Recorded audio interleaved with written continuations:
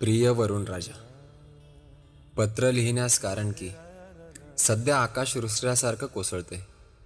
पावसाच्या या थैमानानं हसणारा शेतकरी आज इतका भिजलाय की त्याचे अश्रूही तुला दिसेनासे झाले. अतिवृष्टी, मुसळधार पाऊस आणि पूर याने पोटच्या पोराप्रमाणे वाढवलेलं पीक डोळ्यांपुढे वाहून जाते. तुझ्या भरोशावर जगणारे आम्ही, आणि तूच एवढा निर्दयी झाला तर आम्ही कोणाकडे जाणार? ज्या शेतीतून आम्ही पोटाची खळगी भरतो त्याच पोटापर्यंत आज पुराचं पाणी येऊन पोहोचलंय. आम्हाला पाऊस हवा होता, पण निसर्गाने दिलेलं हे ओझं आम्हाला पेलणासं झाले.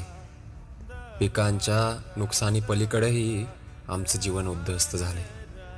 जनावर सांभाळणं कठीण झाले. शेत जमिनी वाहून गेले. डोक्यावरील कर्जाचं ओझं वाढतच चाललंय. त्यामुळे या आलेल्या संकटापासून आम्हाला सावरण्याचे बळ दे, जेणेकरून आम्ही पुन्हा म्हणू शकू, इडापिडा टळू दे, बळीचं राज्य येऊ दे. इडापिडा टळू दे, बळीचं राज्य येऊ दे.